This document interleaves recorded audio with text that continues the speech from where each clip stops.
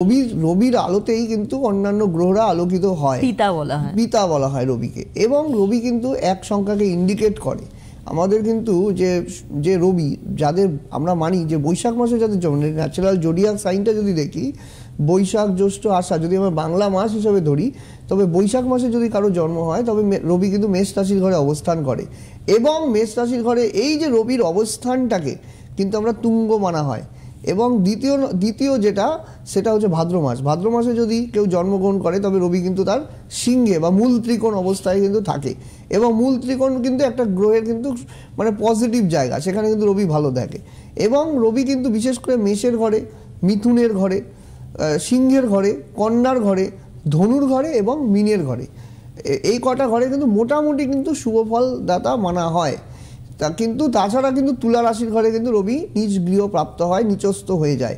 এই যে রবি মানুষের জীবনে সম্মান, চাকরি এবং বিশেষ করে প্রতিপত্তি, একটা মানুষ অক্ষত ব্যক্তি, তার কেউ কোনোদিন নাম শোনেনি, কিন্তু হঠাৎ করে সে একটা বিখ্যাত হয়ে গেল রাতারাতি। আমরা প্রচুর মিডিয়াতে দেখি, প্রচুর জায়গায় দেখি এই যে ঘটনাগুলো রবির জন্য হয়ে থাকে।